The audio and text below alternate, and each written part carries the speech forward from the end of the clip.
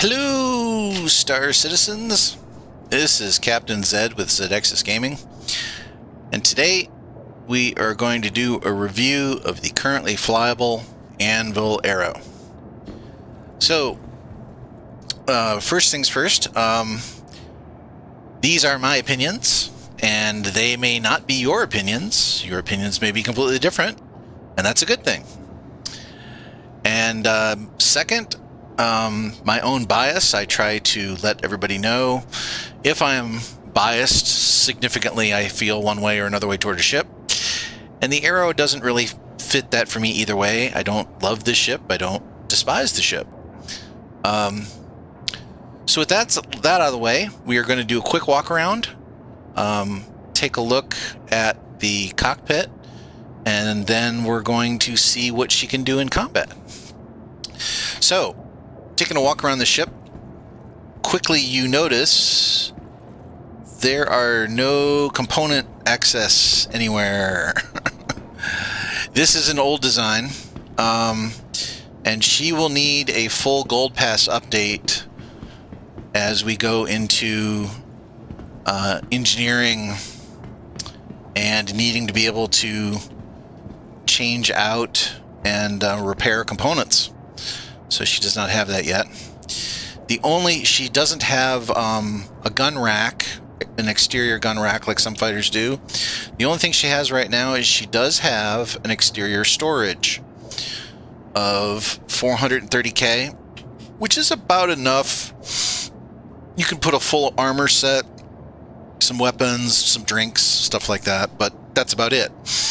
This is not going to be carrying enough cargo really for you to consider, if you want to do something like a bunker run, you're not going to be able to loot much. So this is a pure combat ship. That's what everything you're going to get out of her. So let's take a look at the cockpit. She is a light fighter, and probably of all of the fighters, let's try to get in the cockpit again. Okay, we're having server issues.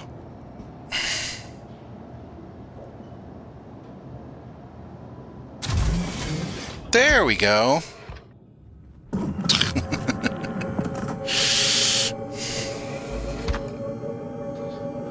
All right, where was I? Yes, she is probably the lightest fighter in the game that has a quantum drive, or one of the lightest fighters in the game that has a quantum drive.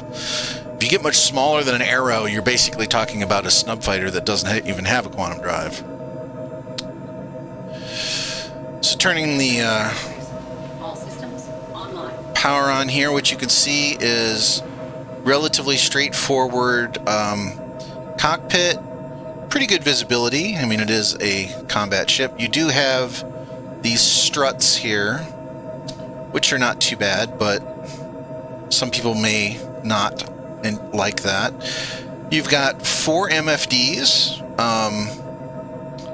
pretty good location, and your radar right in front of you.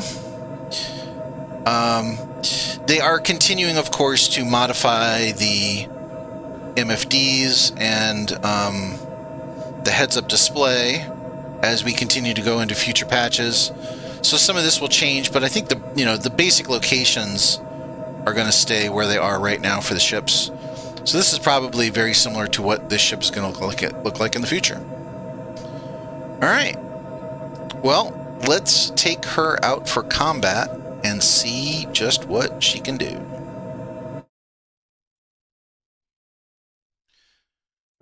All right, welcome back to the combat section of the review of the Anvil Arrow. Let's see what she's got. Okay, so stats-wise, the Anvil Arrow has got size 1 components. She's got 2 coolers and then 1 of everything else. She's got 1 shield, 1 power plant, 1 quantum drive. Weaponry, she has 2 size 3 slots and 2 size 1 slots for the guns. For this test, I have got attritions all the way around, and she has 6 size 2 missile hard points. I won't use the missiles in this fight, but I swap out 2 of those for size 1 missiles so that I get 4 size 2 missiles and 4 size 1 missiles. She is extremely maneuverable with her pitch, roll, and yaw at 74, 55, 189. And she is very fast. 232 maximum speed in SCM mode. And that about describes it. She hits hard, she's fast, she's maneuverable, but she is a glass cannon. She only has 1 size 1 shield. She only has 8,680 hit points. So she performs pretty much like you would expect a light fighter to perform. If you are a good pilot, you can get a lot out of this ship.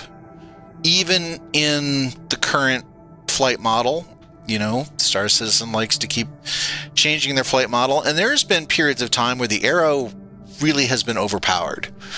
It's been so maneuverable that nothing could hit it, so it could just dance around bigger ships, including capital ships, and eventually kill them. Can't really do that as much anymore, but still, in comparison with other fighters, this is what I would call a pilot ship. She lives and dies on her maneuverability. So we are on an LRT. I like to say I enjoy piloting in Star Citizen. I'm just not that good at it. So I figured we would do something that I know the ship can handle, as long as I don't do something incredibly dumb.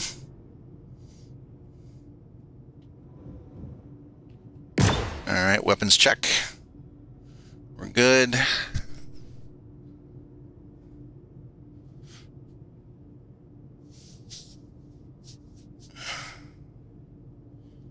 Altimeter's at 6. Let's see if we can check the terrain. A little bit of mountainous. And that was a Hornet.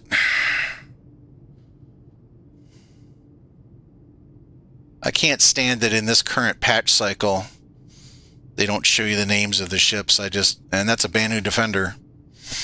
I just recognize it from the silhouettes.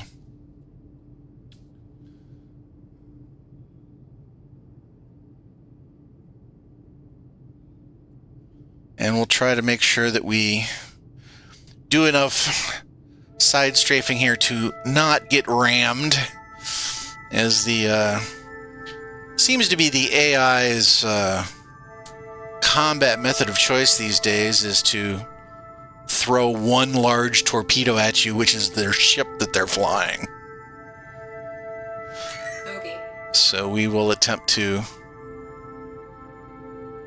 scrape along the side. All right, let's get out of yep.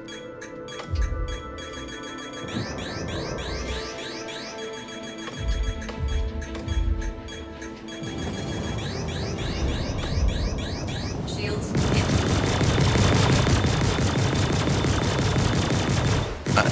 Eek. All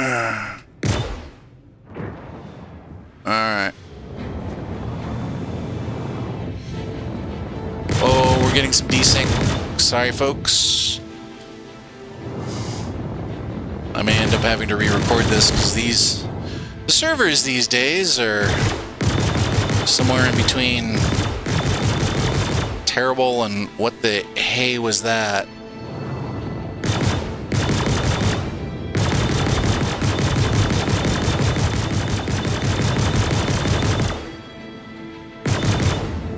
Alright, let's see if I can get behind him.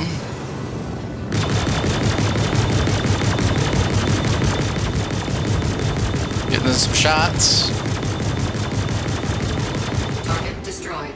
Woohoo! Alright, Mr. Hornet.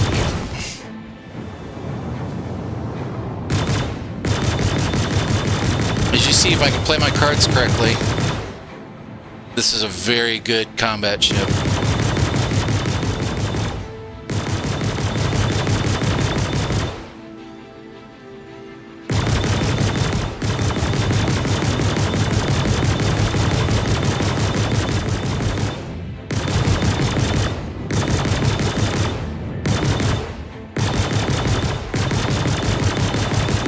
Make sure I keep moving to the side.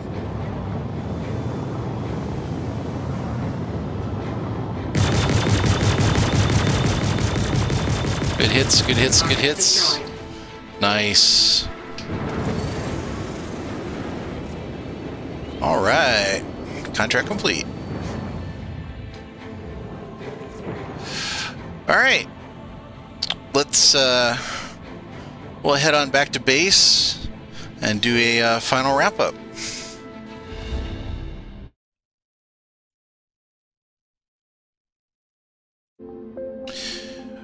Welcome back to the Anvil Arrow review. My final thoughts. We're just gonna go back to the base, but you know what? It's just a gorgeous day here on Walla. I thought we'd do a little cinematic look at the ship here. Anvil Arrow. This is a very, very, very good light fighter. I think she gives other light fighters a run for their money as far as like which one is the best light fighter in the game. I have no problems recommending ownership of this ship. On a scale of 5, I give it a 4 out of 5.